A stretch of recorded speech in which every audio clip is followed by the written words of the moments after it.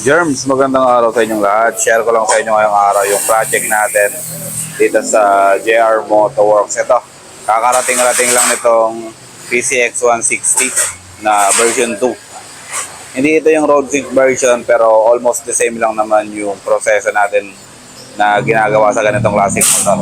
So nakikita nyo dito sa harapan, tanggal natin yung visor, tanggal natin yung cover dito kasi dito tayo magpo-presto ng relay natin. And then, tanggal din natin yung side dito kasi maglalagay tayo ng harness. Magpapagapang tayo ng maayos dito sa chassis para mailatag talaga natin ng maganda yung harness natin. And at the same time, yung dito sa likod, yung pinaka taillight assembly niya, saka yung kaha dito, tanggal din yan kasi kasama yan sa proseso natin kapag gumagawa tayo ng PCX. Kasama yan sa trabaho kapag mag-i-install tayo ng ilaw tsaka busina. Binabaklas talaga natin lahat ng kaha para makagalaw tayo ng maayos. Ngayon, ipapakita ko naman sa inyo yung ilalatag natin na harness. Ang request kasi ni sir dito ay MDL only, so ito lang siya. Ito lang yung gagamitin natin. Dalawahan lang, high and low lang na harness. So, ayan. Ito yung low, ito yung high. And ilalatag natin yan papunta dun sa battery. Kaya nakikita nyo yung naka-bridge na yan. Nakikita nyo yung wire natin. Pagdating sa dulo, meron siyang terminal battery.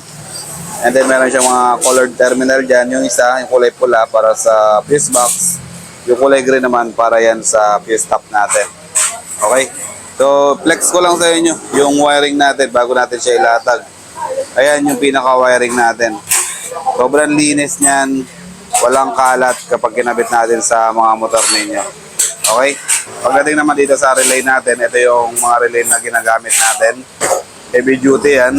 Tapos meron siyang sariling socket.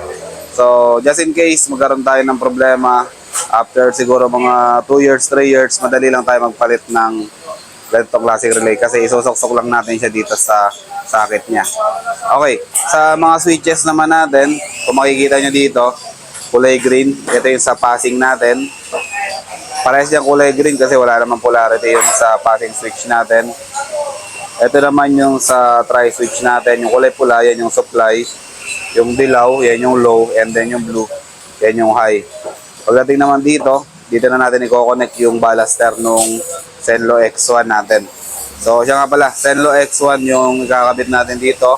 X1 Plus, yung 60 watts. Yan yung best seller natin dito sa JR Motorworks, okay? So, pine-prepare lang natin yung mga gagamitin natin. Yung harness, yung switch, yung bracket, ginagawa na para isang salpakan na lang tayo dito sa motor na to. Okay? So, balik tayo mamaya. Ipapakita ko sa inyo yung update natin kung paano natin nilalatag itong harness natin para may idea rin kayo para makita nyo kung paano tayo mag-wiring dito sa JR Motorworks.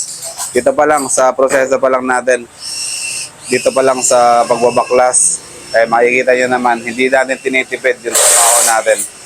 Hindi natin minamadali, hindi natin sino-shortcut yung trabaho. Nakikita nyo, baklas lahat ng kaha para mailatag natin ng maganda yung harness natin.